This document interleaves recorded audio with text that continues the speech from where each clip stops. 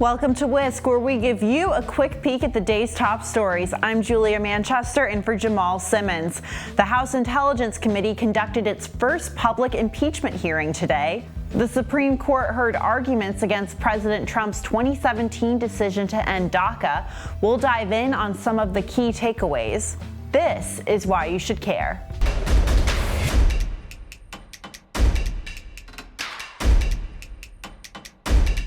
Live from D.C., it's the impeachment probe. The House Intelligence Committee held its first public hearing in the impeachment inquiry surrounding President Trump's phone call with Ukrainian leader Volodymyr Zelensky. In the July 2019 call, the president seemed to have pressured Zelensky into investigating corruption on Joe Biden and his son Hunter.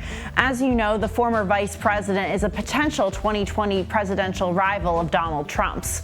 At the time of the phone call, the administration was withholding aid to Ukraine. So, who testified today?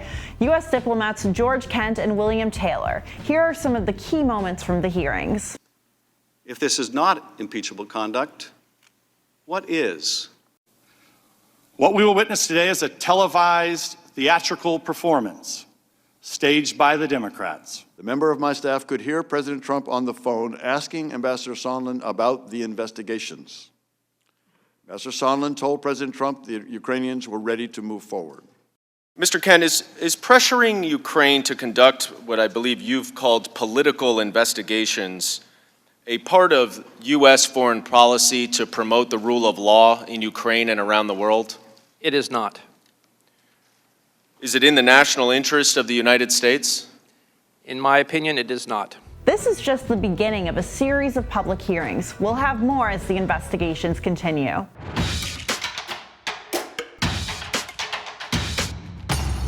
Yesterday, the Supreme Court held oral arguments surrounding President Trump's 2017 decision to end an Obama-era program that granted protections for those who entered the country illegally as children.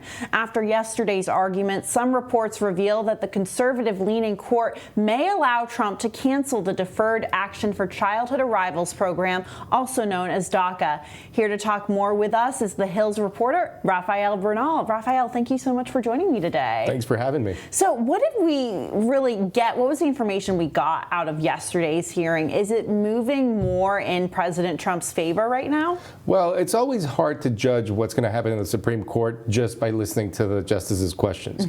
You can tell, I mean, the conservative justices have conservative concerns. The liberal justices have liberal concerns. So there's a big temptation to say, like, well, you know, this guy asked a question that goes toward the administrative procedure. That means they didn't like the way Trump canceled DACA.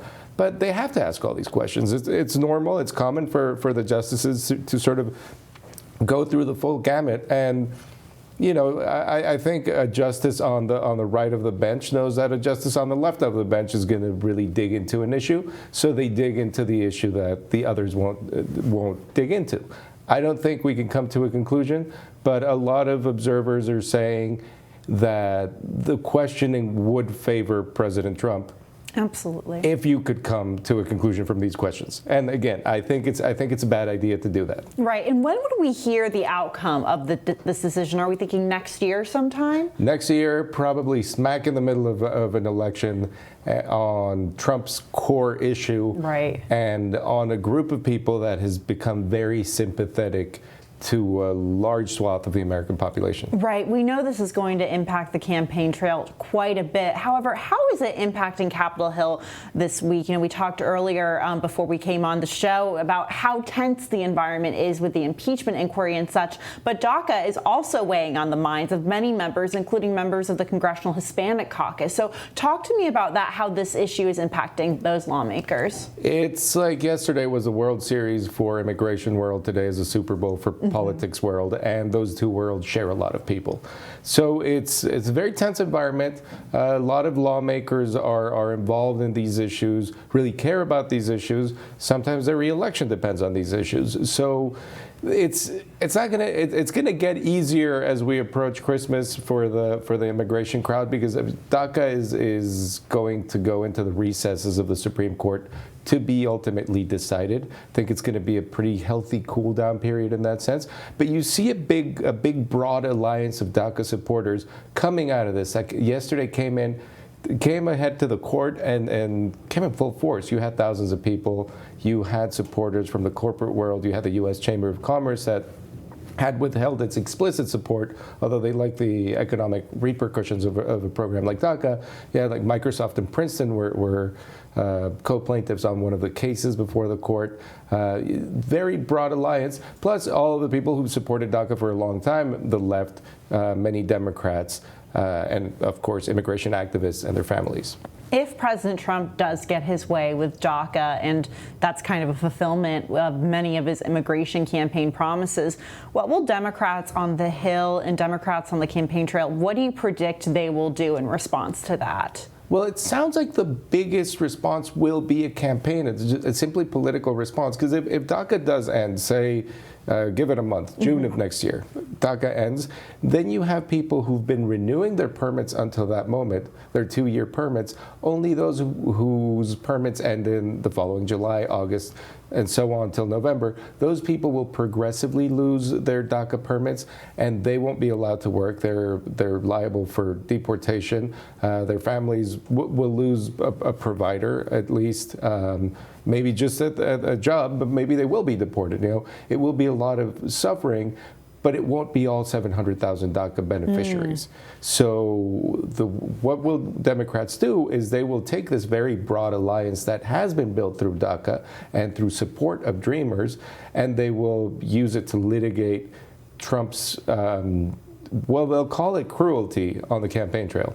Yeah, and you mentioned the potential for quite a few deportations if the program ends. So how will civil liberties groups and maybe more liberal immigration groups, how could they move to protect these individuals if they lose their status once this program, if it ends? The truth is, if the program ends, President Trump doesn't negotiate with supporters of DACA, and it's been litigated in the courts, there is no way to legally protect these people. And that's where the fear comes in, and that's where the accusations of cruelty comes in.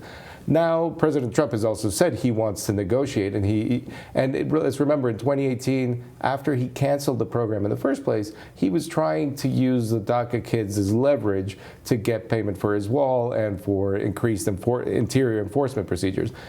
DACA recipients have been very clear that they don't want to be used as leverage, and that they won't give up their parents to save themselves. So it's going to be a tougher negotiation than I think the White House thinks it has coming to it. And we'll be watching those negotiations if they take place and how it really impacts the 2020 campaign trail. Rafael, thank you so much again for joining me. Thanks for having me.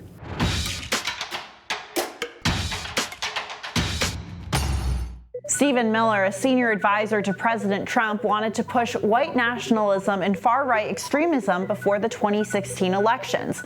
This, according to the Southern Poverty Law Center's Hate Watch blog report published just yesterday. The organization combed through over 900 emails Miller sent to the conservative media outlet Breitbart between 2015 and 2016. The report is just one of several SPLC series examining Miller's behind-the-scenes activity. The emails chronicle his concerns with race and immigration. Katie McHugh, a former reporter at Breitbart and an anti-immigration advocate, leaked the emails to Hate Watch before being fired for an anti-Muslim tweet. McHugh has severed ties with the far right and the anti-immigration movement. One important note, the Hill hasn't yet independently verified the emails. So why should you care? Since becoming the president's advisor, Miller has helped craft key policies on immigration, including those that led to family separation and the ban implemented against 5 countries that are predominantly Muslim. While Miller hasn't addressed the story, White House spokeswoman Stephanie Grisham said she hasn't read the report and called the SPLC, quote, utterly discredited. That's a likely reference to a settled lawsuit where the organization agreed to pay more than $3 million and issue a public apology to Maajid Nawaz, a former radical Muslim. Still, several Democratic lawmakers, including Alexandria Ocasio-Cortez and Ilhan Omar, have called for Miller's resignation. Thanks for watching Hill TV on YouTube. Be sure to click subscribe and hit the bell so you know when we post new videos. And head to thehill.com for all the latest political news.